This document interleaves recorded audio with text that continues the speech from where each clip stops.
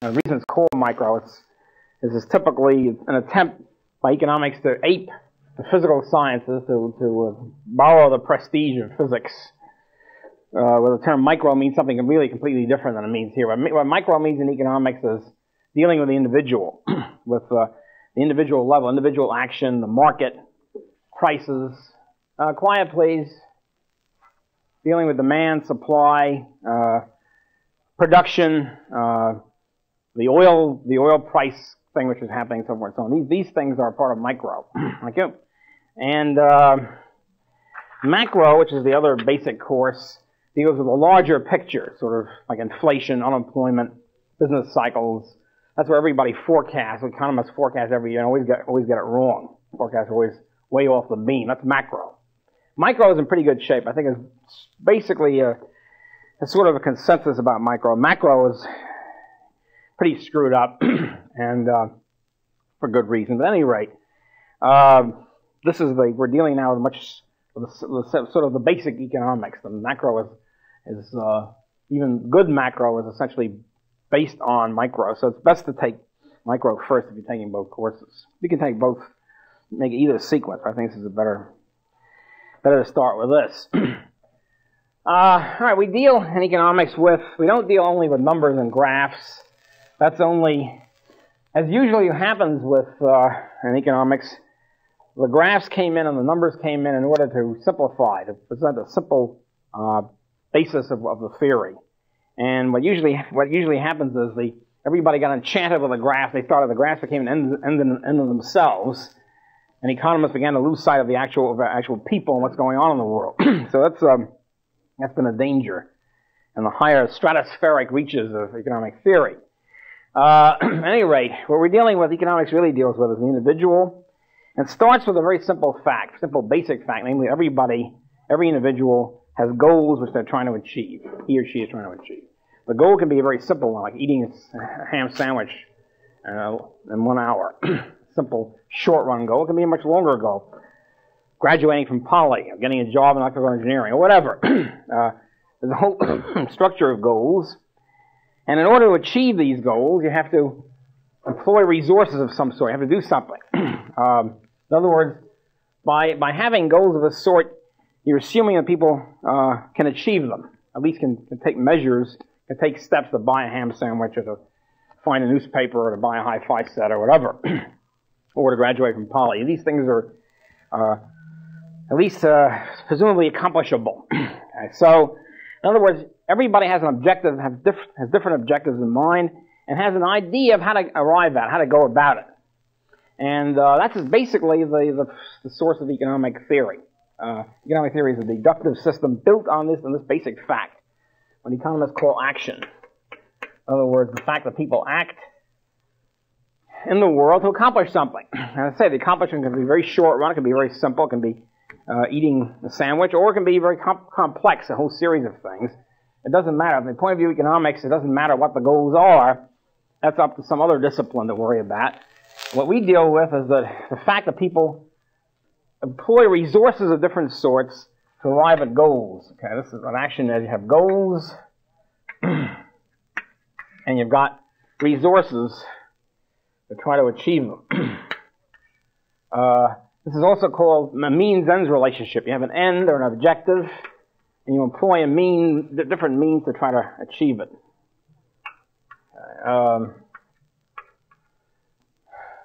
Okay, what are some of the resources? Well, in first place, economists like to deal with what's known as Crusoe economics. Robinson Crusoe, if you're familiar with this little tale it's also been in the movies, where the guy shipwrecked and he winds up on an island somewhere in the South Pacific, and he's got no resources except himself. And he's trying to, first he has different goals he has to achieve. One, he's got to keep alive, seems to be the basic, before he can accomplish anything else. So in the case of Crusoe, the reason why we like to use this is it's a stark situation where we can isolate one person. You can take one person vis-a-vis nature and bring in other people later on. That's how you sort of deal in economics. You take one simple situation and you add on a more complex situation after you analyze it. So if you have Crusoe, okay, he's got different goals or objectives. Food, okay, and he looks around fast to find out what the sources of food are, shelter, and clothing or whatever. So that's, okay, so this is some of his priorities, and he lists them in a certain rank. We'll get to that a little later on. What are his means? What are his resources that he has? Well, he looks around the inventory. First of all, he's got himself. Okay? He's got his own energy, his own personal energy. So, resources, energy, and he's got his own technological knowledge. He's presuming he doesn't have amnesia. He knows how to fish or, chop down trees or build a bow and arrow or something like that. Technology is low tech. High tech doesn't make it on a desert island or Crusoe Island. Knowledge about how to construct a computer or something, how to use it, is not going to do him much good. But low tech, but it's tech nevertheless, even if it's low tech, it's an important tech for him, namely how to fish and how to hunt and that sort of stuff. So, how to construct a log cabin. So, all right, so he's got technological ideas. Or recipes, it can be called. Technological knowledge. And he's also got different natural resources. Looks around, he's got, let's say, there's trees or there's fish in the stream or whatever. Looks around and finds out what the natural resources are, and that's what he starts off with. Starts off with technological ideas, his own personal energy, and natural resources. This is basically what we have in the world in general. The world starts off, you look at the caveman start off with just a person, some kind of ideas of what to do, and resources. Okay, person's resources. Now, economics really begins as a discipline early 19th century or late 18th century England, Britain, and so the language, we're sort of stuck with a language. A lot of the language, the concepts, we're still stuck with, even though the words are a little different now. We have to adjust to that. We can't change the words. We just have to explain why it's a little different. Similarly here, personal energy used to be called labor. So this is called labor energy. And nowadays, when we think of labor, we think of a proletariat type. Since Marxism came in, we think of a laborer or somebody who's working a steel mill or something like that. And this concept of labor means anybody who works in production. We haven't defined production. It means doing something in the world to transform it into consumer goods. We'll get to that later. So everybody is a laborer in that sense. Anybody who works in production is a laborer in this sense. The president of General Motors is a laborer, just as the guy who works on the assembly line. So who isn't a laborer? Well, people who are clipping coupons. Doesn't mean they're not important, just they're not laborers. People who are stockholders, per se, or bondholders, are not engaging in personal labor in the plant, or in production. So this is labor, and which really means here personal energy. Natural resources, since it was 18th century agricultural Britain, is called land. The famous land and labor. So we use the word land, we're stuck with the word land, we're stuck with the word labor, but again, it doesn't quite mean what we think of in common sense terms now. Land in economics means ground land. It means natural resources. It doesn't mean, in other words, this building here. We think of land, we think of the building, Brooklyn Polytechnic University. Like, I'm way behind on this. Dazzling name changes. We think of it as the building here. But land is considered in economics only the ground underneath. In other words, nature-made and not man-made. So land also includes fish, includes natural resources on the water, includes water. See, when they were making up economics in the 18th century, water was not considered a scarce resource. It was just considered super abundant. It had plenty of wet agriculture. So nowadays we know better. Water is scarce, so water is a scarce resource. Fish are a scarce resource. Also other things like TV channels, frequencies, things like that, are also land in that sense. In other words, they're natural resources. Space is land. The ocean is land. There's lots of resources in the ocean which haven't been tapped yet. The continental shelf. There's minerals underneath in the bottom of the sea and things like that. This is all land in the quote unquote. In other words, natural resources. Okay? So land means natural resources. Labor means personal energy. Okay, what else is there? What else is everything else? Everything else, in other words, people, man, take natural resources and transform them in order to get to what? The consumer goods, so they can use it. In other words, Crusoe's got to eat. He's got to take the resources. He's got to shoot the deer or catch the fish and eat it. So he's got to do various things to get the consumer goods. The objective of working hard to do this is to wind up with consumer goods. Wind up with food, shelter, clothing, hi-fi sets or whatever, or music coming out of the stereo. These things are consumer goods. This is what are used as an end of themselves. This is what the objective of action is all about. So, consumer goods are coming off the assembly line, so to speak. Everything else, which is not labor or natural resources, is called capital, or capital goods. You'll get to this a little bit, Miller, but this is all. So, capital consists of everything used in production, which is not land or labor. So it means it could be the net, the fishing net to use for fishing, pole if you have to fish, bow and arrow to hunt, anything like that. Anything right now it can be roads, trucks, tires on a truck. All these things are factories, of course, goods in process. All these things are part of capital until you get to the consumer. For example, if you just ate a ham sandwich with Michelangelo, let's take that, one of my favorite examples. That was the end process of millions of people engaged in production. By the way, what is production? Production is a transformation, the use of labor, working on natural resources to transform into capital, different types of capital, so finally you wind up with consumer goods. So production is this whole process of starting with land and labor and winding up with consumer goods. With different degrees of capital, different stages. So, for example, let's take a ham sandwich in Michelangelo. You have an enormous amount of cooperating factors in there. Factors of production.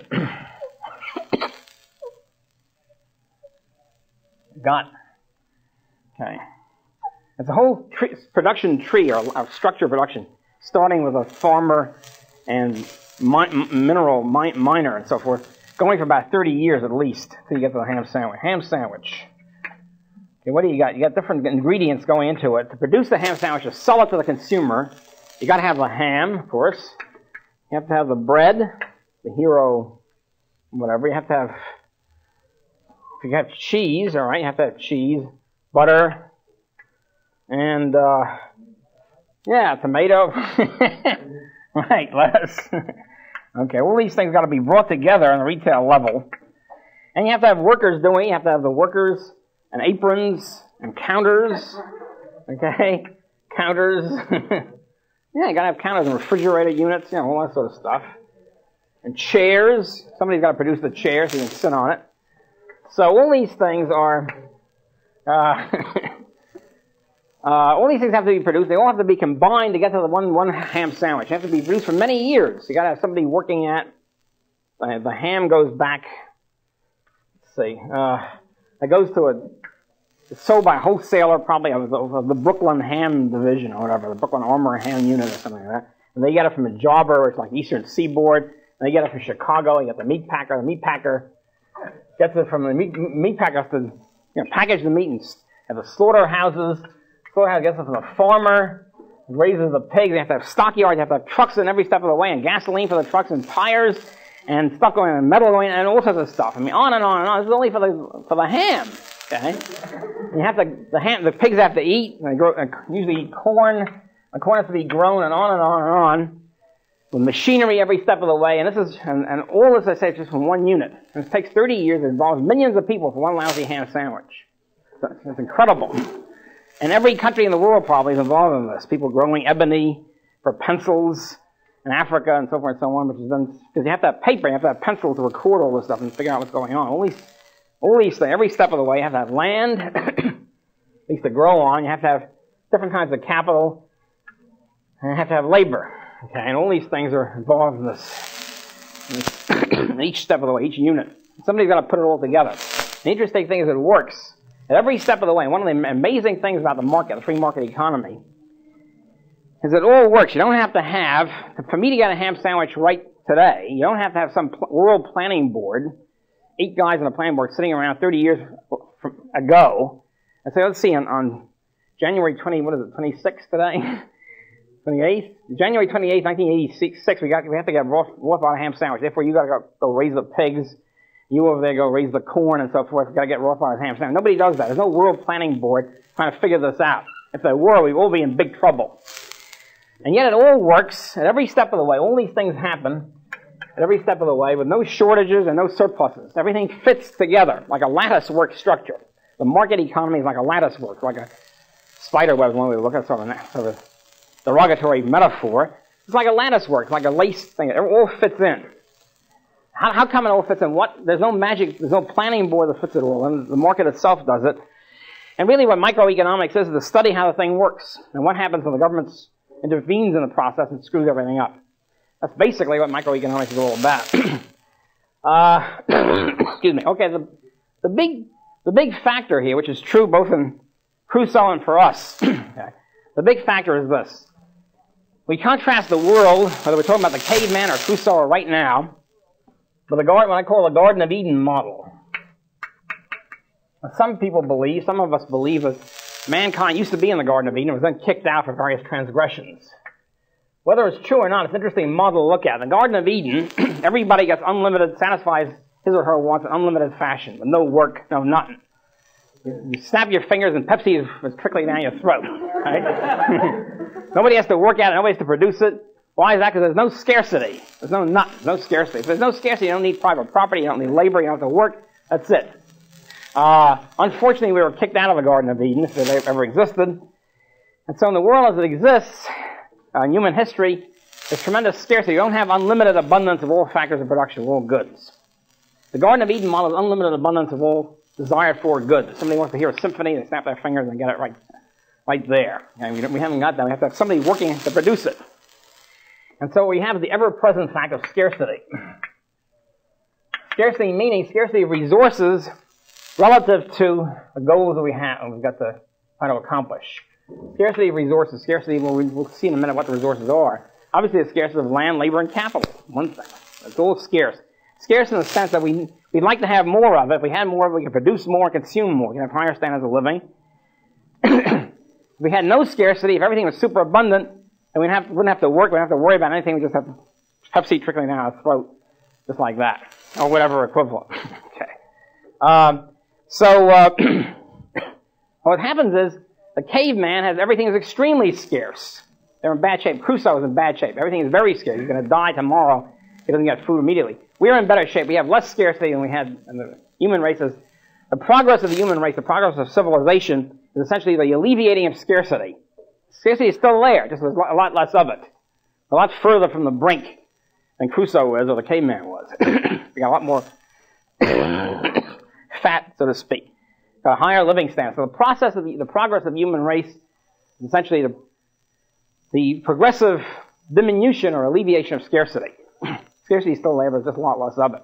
Now, about an intellectual world, there's sort of fashions. One of the few good things about being at my advanced age is I've seen them all. I've seen all the fashions come and go. Every 5 years, some new nut comes on with a new theory, and everybody adopts it for about 5 years and then forgets it 5 years later. One nutty theory that came in about 1970 was there's no more scarcity. Microeconomics might have been correct for the old days when there was scarcity. Now there's no scarcity. It's called, we live, they said, in a post-scarcity world. A post-scarcity world. What does that mean? Well, it's an interesting question. I don't know what it means. What it really would mean is we're back in the Garden of Eden. Nobody has to work. Nobody has to produce. No, nothing. Obviously, we're not in that situation. I remember I had a debate with some Turkey. I think it was American University in Washington, which is an odd place anyway. And it was on the question about, do we live in a post-scarcity world? He was maintaining we live in a post-scarcity world, therefore we don't have to work, and therefore, I don't know what this therefore was. They're all very murky. And my question was, if that were really true, if Professor so-and-so had not, he said his conclusion was we should therefore have socialism. I'm not sure why that was the conclusion. Presumably, if there's no scarcity, you can have anything you want. Deuces are wild. So I said, well, if it's true that Professor so-and-so is right that we live in a post-scarcity world, why doesn't he tear up his paycheck? Why doesn't he at least tear up his raises that he gets every year? Anyway, his answer was interesting. His answer was, that's because I too have been sucked into the capitalist ethos. And so it's interesting reply. In other words, he's also saying, he's admitting there is scarcity, and he's trying to alleviate it as much as anybody else. So at any rate, that has been forgotten. I haven't heard that for a long time now about post-scarcity. As a matter of fact, the next fashion that came in shortly after that, I think by 1975, my God, everything is scarce. We're going to run out of resources. That was a big gimmick for about 5 years. From 1975 to 1980, the same jerks who were claiming we live in a post-scarcity world, and therefore we should have socialism. I don't know how the therefore comes in. I can never figure that out. But anyway, and now then said from 75 to 80, all resources are running out. Oil is going to run out. Energy is going to run out. Forests are going to run out. Therefore we should have socialism. Why that? That's also, the conclusion is always the same, you understand? There's never any connection. But at any rate, then you have to run around refuting that. And it turned out by 1980 they shut up after that because there's plenty of resources. I mean, there is scarcity like there always has been, but there's plenty of resources. Nothing ran out. We'll get into the oil caper, by the way, fairly shortly. We get into the whole energy crisis, the alleged energy crisis and all the rest of it. It's an interesting example of this stuff in action. At any rate, that's the... So we have an ever-present scarcity of resources. People therefore have to allocate their resources to the highest values, to their highest values, and try to make sure that they don't waste them, in the sense that they make sure they don't spend their time or their energy or whatever in stuff they'll regret, figure that they really should have spent on something else. So these resources, by the way, also include time. Time is a resource. It's scarce, as you all know. What are you going to do tonight? What are you going to do for a block of hours from, say, 8 to 11 or something? You have all sorts of choices. Every person has a concrete choice. You can go to a whole bunch of movies, possible, not all at once. You can see people, you can do homework. Each of you could probably get a list right now of 7 or 8 things you could do tonight. How do you decide what to do? Well, you decide on based on your own personal values, which you think is most important, or whatever, which you think is more fun. Whatever it is, you decide one way or the other. It doesn't have to be an excruciating decision. You have to spend 10 hours on it. You can do it, make a snap judgment. Economists, again, don't care about how long it takes to make a decision. That's not our bag. That's the psychologists or whatever.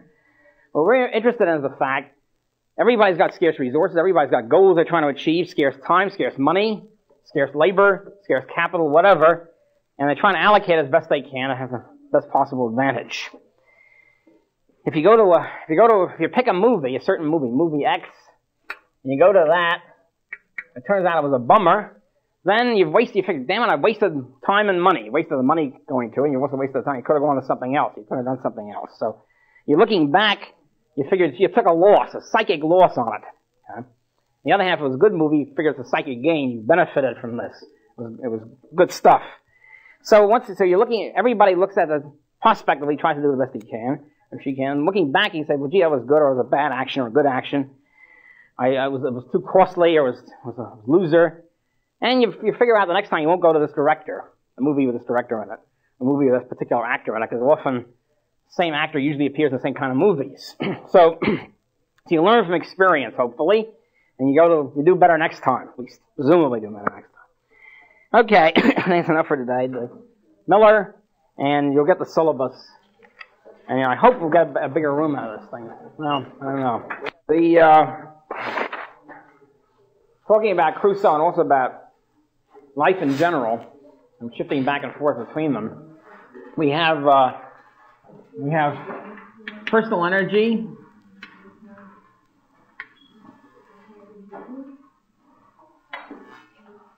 which is called labor. We've got natural resources,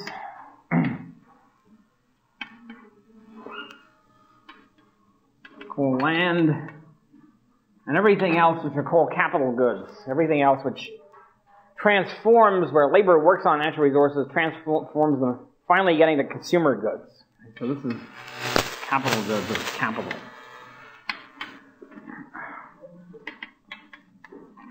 This is the famous triad of labor, land, and capital. As the economy develops and progresses, more and more capital is built up. At Crusoe, all he's got is a bow and arrow or something.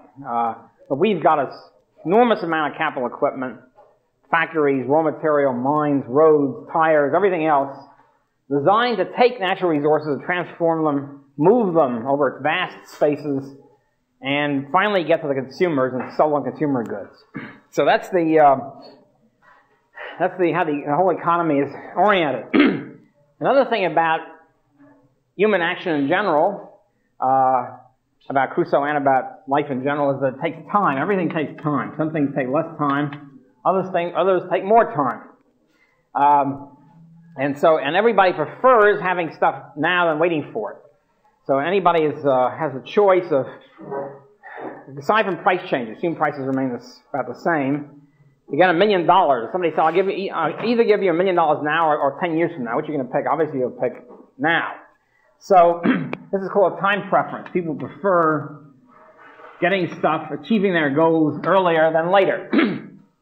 And this conflicts, in a sense. It has to be balanced against the fact people prefer getting stuff now than later, but the more they save and invest, the more stuff, higher their standard of living will be in the future. So they have to choose between consuming now, or saving up now, consuming more later. That's the basic.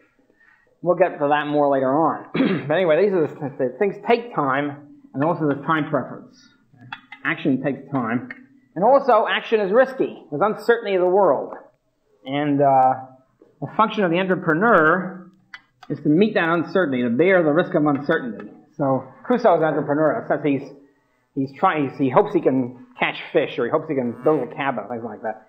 Entrepreneurs right now are people, everybody's an entrepreneur. If you become a mechanical engineer, you hope or expect that you'll be able to get a good job in it, stuff like that. On the other hand, more entrepreneurial are the capitalists who invest a lot of money in certain processes and hope they'll make money out of it. So this is called entrepreneurship. There's no good English word for it. It's a French word. It's now been incorporated in English language. Adam Smith used the word undertaker. That didn't fly, for obvious reasons. So entrepreneur is it. Which essentially means a risk-taking capitalist, or the person who invests capital in some enterprise and hopes to make profits and not suffer losses. We'll get to them later on too. Right now, we're sort of surveying the basic situation of the economy.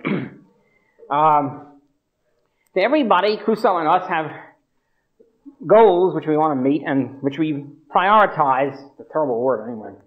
We put in terms of priorities and we list them in ranked order. I mentioned just before the end of last hour that you have to choose what to do for 3 hours tonight. Let's say you could choose between 4 or 5 or 8 different choices, and you pick what's your best choice, your most valuable choice, what you think is going to be best. You go to movie A, or you visit people, whatever. So everybody's got to rank preferences of choices. Say movie A, party A, movie B, whatever. Everybody's got different rankings and different choices, obviously. Okay, so homework, right? Usually low on the rank. Most people. Some people, of course, are sports, as it's called in biology, and like homework. Okay, so anyway, there's all these different visiting people or whatever. Okay, so something you pick what's your highest value, and you hope that's going to be proved to be correct. So this is called. I call it a value scale, but it now has, it's been given the name in economics of utility. And it's a little unfortunate, again, because utility often means useful, in the sense of objectively useful. But in economics, it means purely subjective valuation. It could be useful or couldn't it, or not. If people think that it is, that's all we care about in economics. In other words, a lot of left-wing intellectuals hate cosmetics.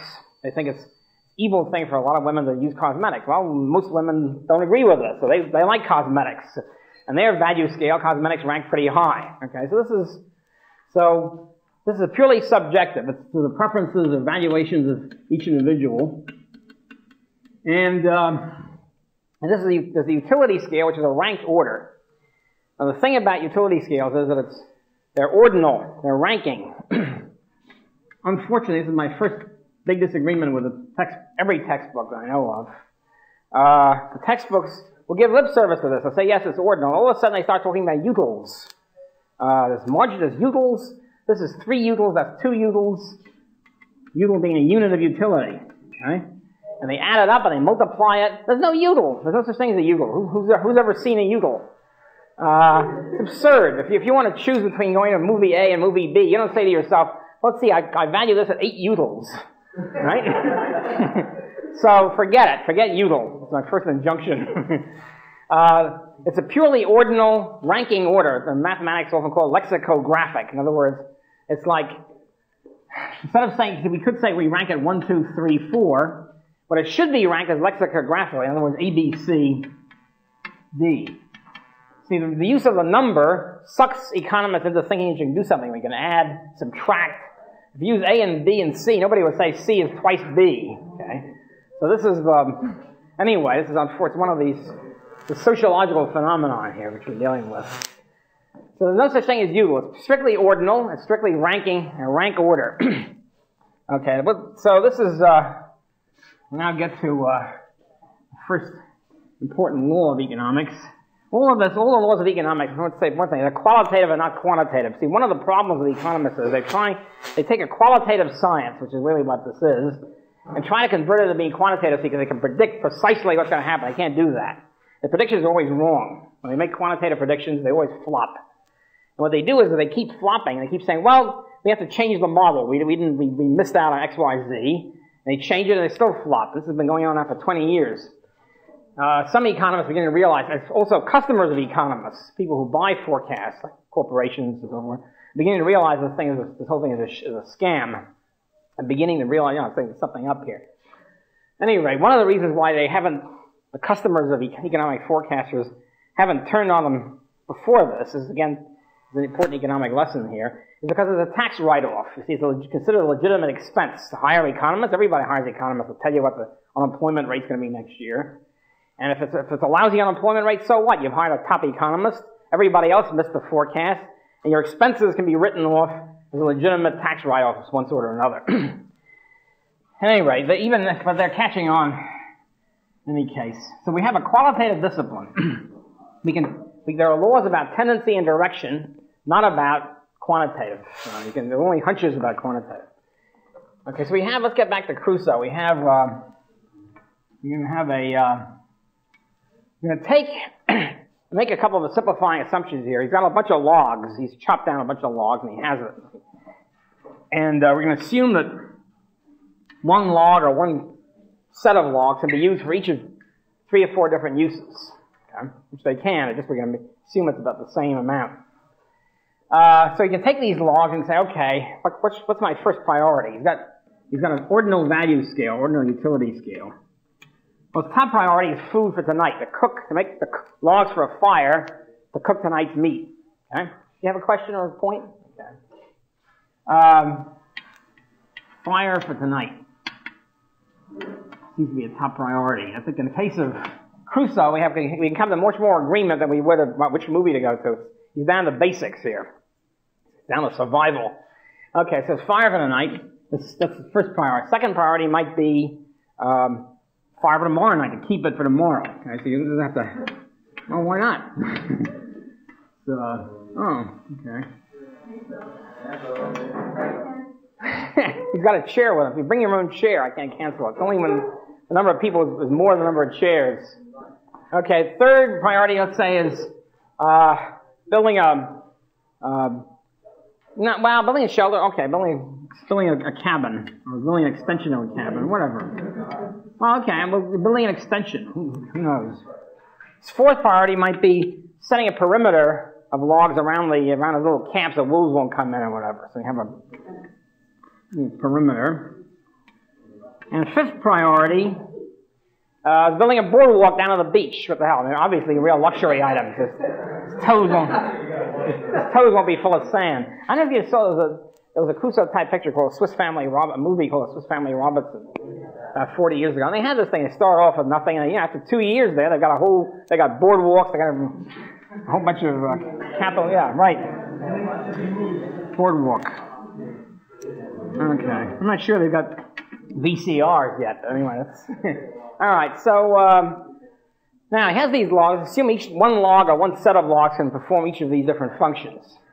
Now the point is, if he has a supply, by the way, is defined as an amount of n units, okay, of a homogeneous good, meaning that each unit is the same as any other unit. So what you're dealing with is the same log or the same horse or the same, for more or less practical purposes, they're interchangeable. So you're not dealing with two totally different types of wood or something like that.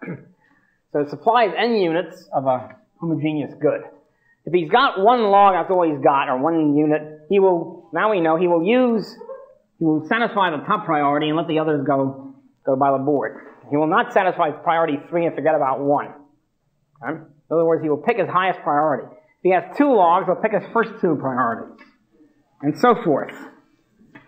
Or looking at it another way, supposing he's got 3 logs and he loses one, a wave comes and washes it away or something like that, he will give up his lowest priority that he's already could have satisfied. Give up priority 3. He won't forget about food tonight, because that's his top priority. He will rearrange the logs so as to knock out 3 and leave 1 and 2.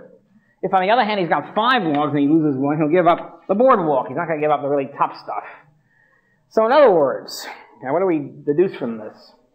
We deduce that the greater the supply of a good, in other words, the greater the number of units that a person has,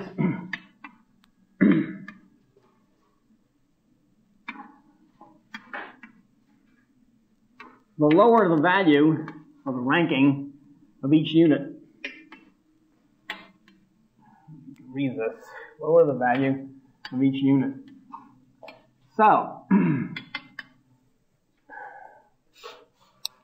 the more units he's got, the value now is how much he's willing to give up. That was the ranking of how much he loses if he loses one unit. If he's got a supply of 3 units and loses 1, the value of each unit is number 3 or third or C, whatever you want to call it. If he's got 5 units, the value of each unit is 5, a lesser value. Because if he loses 1, he gives up less. If he's got 1 unit, it's a much higher value. So the greater the supply, the lower the value of each unit. Okay. This is called, technically, the lower the marginal utility, because utility means value, marginal means each unit. It's a highfalutin jargon again, but it's basically that's what it means. So marginal means the next unit of 1 log, 1 pound of butter, whatever the unit happens to be. So the greater the supply, the lower the value of each unit, and the lower the marginal utility. Vice versa. In almost every law in economics, you can just switch it around, okay? Which is simply the logic of the situation.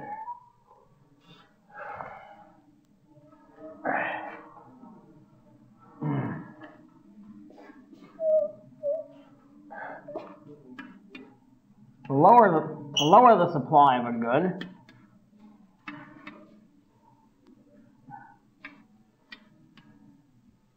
the greater the value of each unit.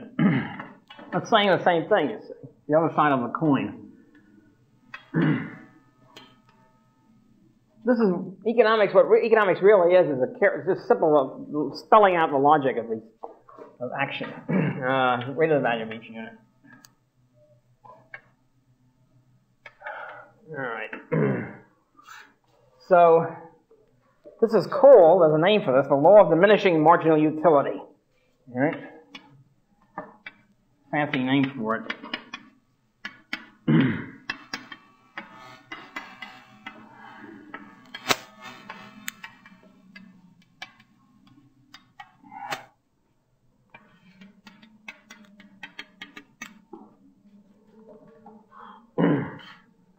Okay, so that means the greater, it's really saying the same thing, the greater the supply, the lower the value of each unit. And we can put this in a little diagram. The diagrams are supposed to be used for in economics to make it clearer.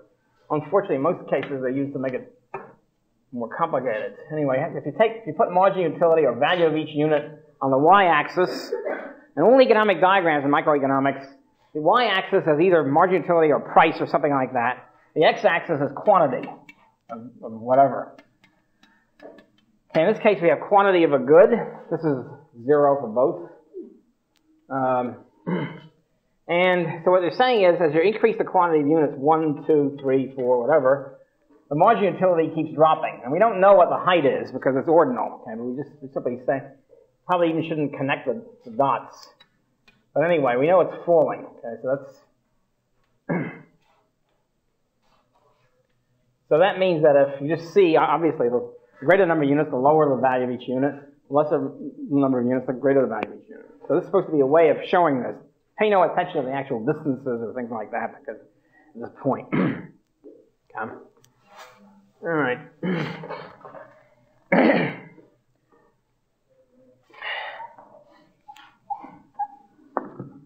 Okay, so from this this is the basis of what's known as the law of demand or analysis of consumer demand on the market.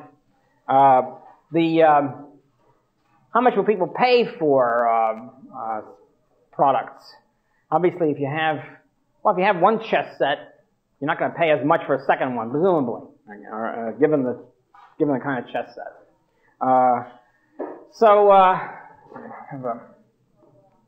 Let me go on to the next step.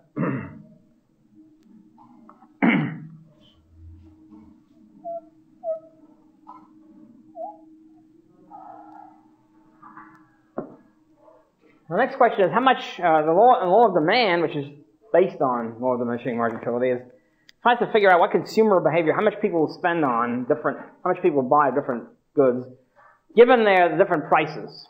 In other words, let's take Wonder Bread, one of my favorite consumer purchases. Okay? I like Wonder Bread. I buy lots of Wonder Bread. However, if the price of Wonder Bread suddenly magically, let's say some guy, the Wonder Company, whatever the name of the company is, Mr. Wonder sells out or whatever, some other guy comes, the other guy's a nut. And the other guy says, I think Wonder Bread is so great, a consumer should have to pay a lot of money for it. It's really worth $10 a loaf. Right? So he issues an order to all the Wonder Bread people, from now on, you only sell the thing for $10 a loaf. Now, of course, about $1 a loaf. So what happens? Well, what happens is this. You have the basic diagram. You have price on the y-axis, price of the good. What does price mean? Price actually means how much you're willing to pay, or what the different terms of the exchange are. In other words, this is with Crusoe and Friday. You've got, let's say Crusoe fishes and Friday hunts, and so Crusoe has a lot of fish, and they decide on 1 barrel of fish per 2 pounds of meat or whatever it is. Okay, and they decide that that's a pure bargaining situation. When they do that, the price is how much you get, in terms of exchange, the quantity of one good in exchange is compared to the other good. In other words, the fish price of meat is 1 barrel of fish per half pound of meat in this situation, or per pound of meat. No, per half pound. Yeah. 1 barrel. 1 pound of meat. 2 pounds of meat for 1 barrel of fish. It's half a pound of meat per barrel. So you can, in this case, the price is one fish in terms of meat. When we have money, and we have in macro, we deal with how you get the money, but things get very simplified, and everything's in terms of money price, whatever the money is, ounces of gold or dollars or whatever. So the exchange is between the money and the specific good. So here you have a situation. Let's say with Wonder Bread, if they insist on $10 a loaf, very few people will buy it. Let's say this is $1 a loaf, and you have this many people. On this axis, you have quantity. Again, quantity purchased. So I don't know how many loaves of Wonder Bread are sold in the United States or New York at any given time. Let's say 100,000 loaves. I don't know, just as good as any other. 100,000 loaves, say, in New York in a week or whatever. So the quantity is 100,000. The price is $1 a loaf. So if Mr. Wonder suddenly insists on $10 a loaf, very few people will buy it. The only people who will buy it are very wealthy Wonder Bread freaks. If David Rockefeller loves Wonder Bread, which is probably dubious, he might shell out a lot of money. Very few of the rest of us will join him in this. So the quantity suddenly plummets. Right? So let's say this much will be purchased. And, okay, so he will go bankrupt pretty early, and he will lose if he keeps on with us, he will lose his fortune, whatever it is, pretty quickly. On the other hand, supposing he's succeeded by another nut, an opposite kind of nut, who says, well, I think that the Wonder Bread is so great that people, every person in the world should be able to afford Wonder Bread. I'm going to sell it for a nickel a loaf, right? Of course, he loses a lot of money per loaf, but he's also crazy. So anyway, and a nickel loaf, lots of people buy it. You hear about a nickel loaf. Hey, Wonder Bread's a nickel loaf. You stop buying Pepperidge Farms or Tasty or whatever, you rush to buy one. What the hell? You might not like it too well, but a nickel loaf is worth it. You get a huge 2 million loaves of soap. if there's that much soap produced. You get something like this, all right? Now this is the great law of demand. And the law of demand, which is related to the fact of, it's got related to two things. One is the diminishing marginal utility to keep increasing the supply, and two is the fact that some people are poorer than others and they can't afford to spend a lot of money on one specific item. So at any rate, you wind up with a law of demand, which is very simple, but very important, probably the most important single law in microeconomics. Namely, the lower the price, the more will be purchased. More the consumers will purchase. Lower the price for any item. We don't know how much more. That's what we don't know. We know it will be more. That's an absolute law. How much? That depends on the specific item. It depends on the people. It's sort of like applied hunches. But we do know, absolutely, the lower the price, the more will be purchased.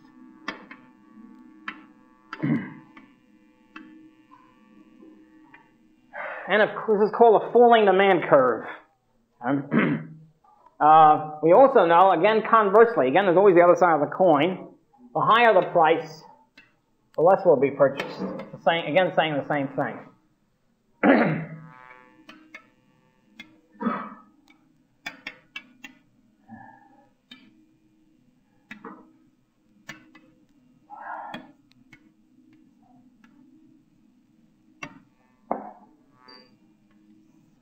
That's the law of demand. Again, as I say, it's saying the same thing. The falling demand curve.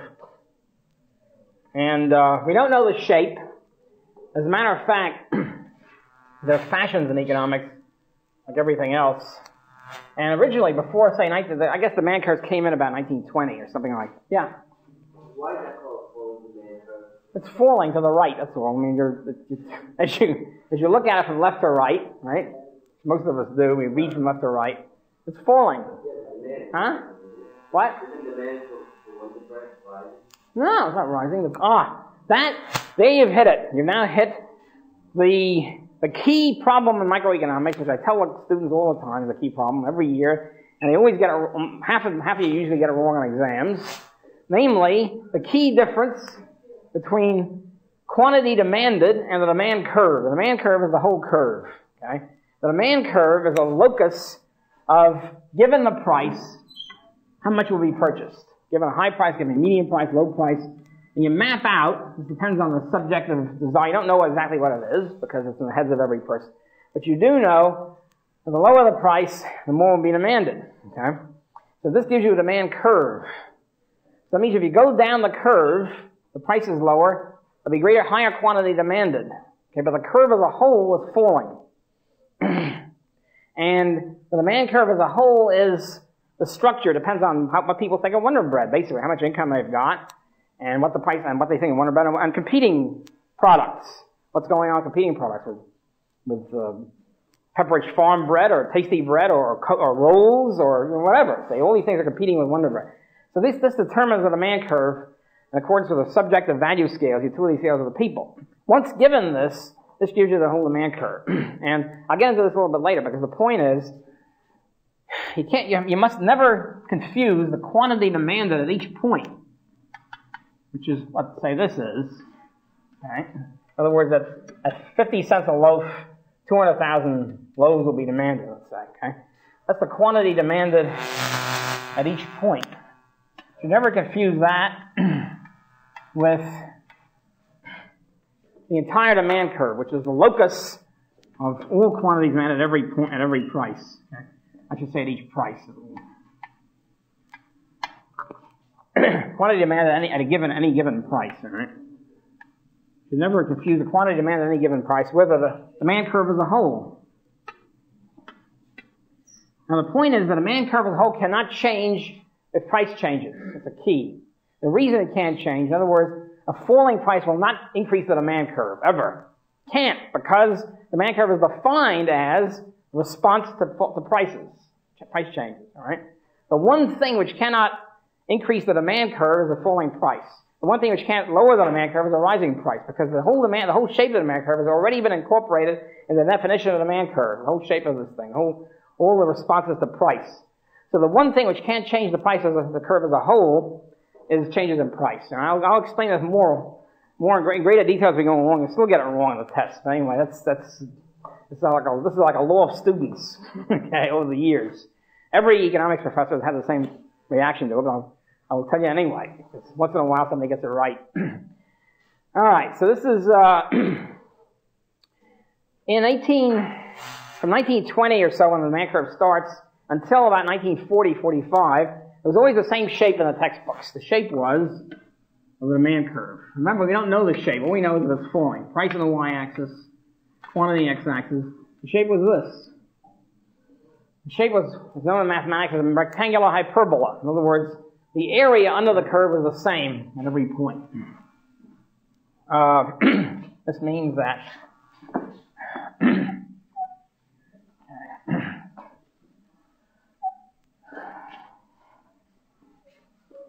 let's say the curve is based on schedules, on tables.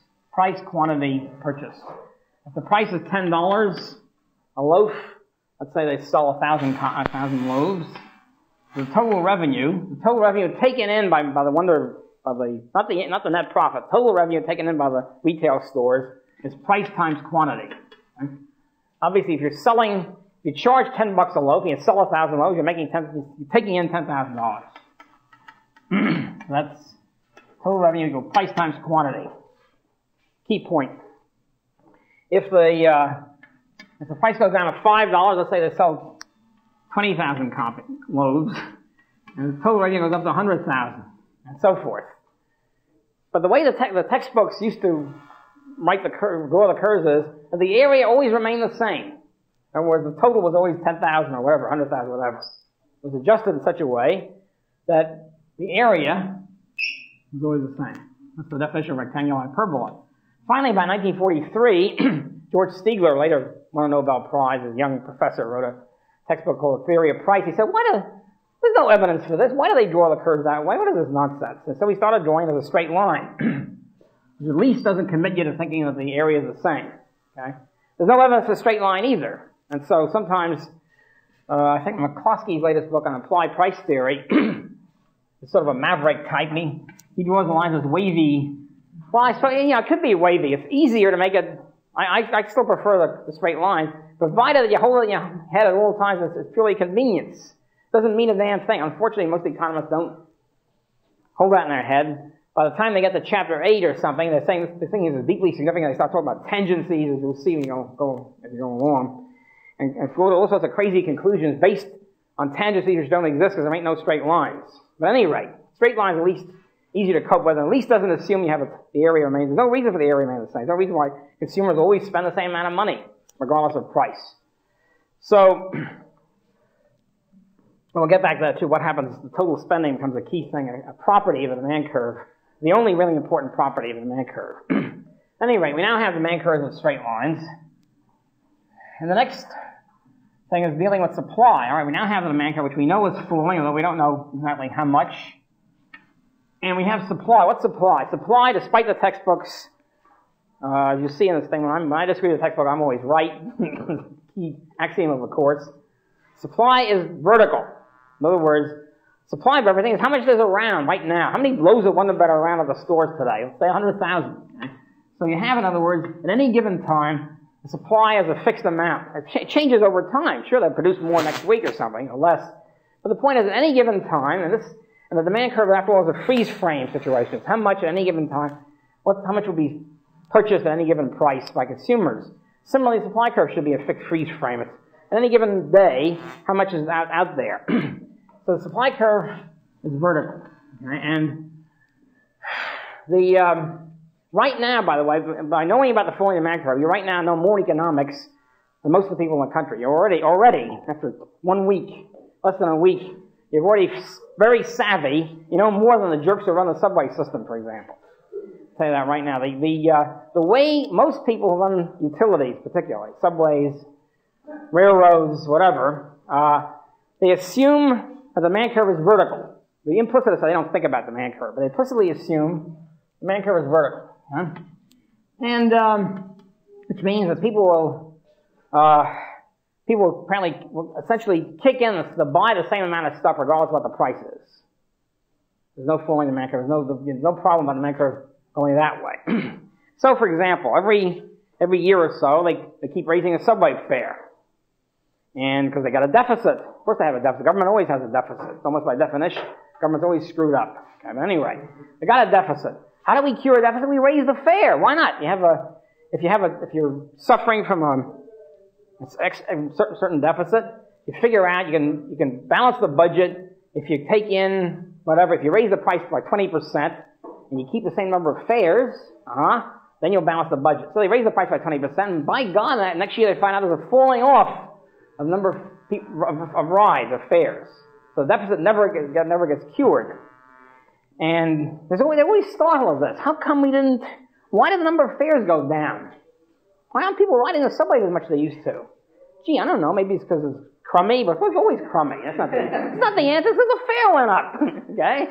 And it's a long time before it sinks into these jerks. It still really hasn't. My prediction is that some fine day in the future, it's not going to be too long from now. See, what happened was, on the fare caper, is that they first built the subways around 1900, 1904. And the fare was then a nickel. Well, a nickel was a lot then, right? So prices were low, and for a nickel you could buy a good lunch or something. Apple lunch, right? So, but the fare remained a nickel. It was regulated by the government, naturally, the New York City government. They kept the fare, they froze the fare at a nickel from then on until about 1950. For 50 years, the fare was frozen at a nickel. And actually, the firms began to lose a lot of money. With inflation, costs are going up. You can only charge a nickel, and so the subways began to go bankrupt. At that point, the city government made a deal with the owners of the subway, the stockholders of the IRT and BMT, which were privately owned. The 8th Avenue subway came in later, in the 1930s as a government subway. So they made a deal. They bought the subway from the stockholders at a very high subsidy. In other words, subways were quasi-bankrupt. They really weren't worth much. So they made a deal with the stockholders. They would pay, 50% bonus. The stockholders loved it. You have to realize about businessmen, they don't mind being nationalized or statized if they make money out of it. Okay, so these guys were coining it. Not only that, they got paid off in government and New York City transit bonds. And then they created this transit authority situation, a real racket if there ever was one. And the transit authority, the bondholders keep getting money off the top. In other words, before they pay off anybody else on the subway system, they pay the bondholders. The bondholders are usually the former stockholders, and their bonds get refinanced every few years at a higher interest rate. Because the old days, the interest rate was much lower. So they originally got bonds at 3%, which was a handsome subsidy then, and now getting 10% or something. And they're living off us, basically. I mean, the bondholders. Okay? At any rate, so some fine day in the future, it's not going to be too long from now, they're going to raise the fare again sometime to $5, whatever it is, right? And they're going to find out not only the number of rides are going, but the total revenue is going down. That's what they're going to find out. They're going to get up here somewhere and find out they're taking in less money than they did before. What are they going to do then? Who knows? They'll cut their throat, perhaps. Okay? Because they haven't even got the mindset of lowering the fare to try to get a lot of people. They might even privatize it. That would help. But that's the objective. And you heard it here first. And 5 years from now, you're looking in the newspaper and the fare goes up to $5 and they find out they lose money on it, right? You heard it here first. Okay, so this is the general mindset of most people, authorities, and whatever in the fare setting business. Okay, this is here you have a law of demand, and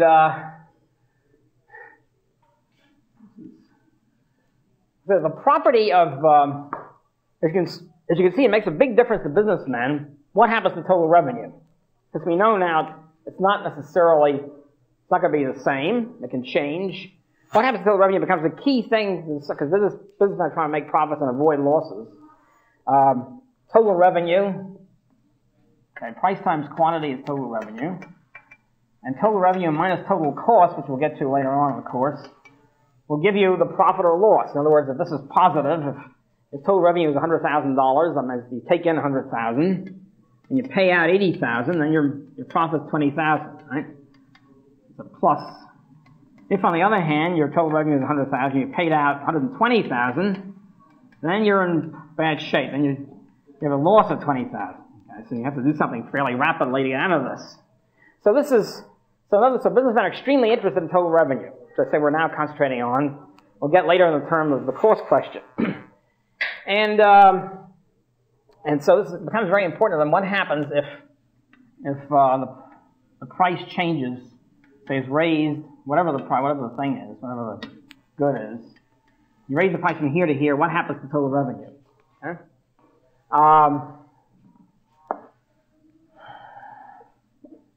We now come to the most important property of the demand curve, which is the reaction on the demand curve.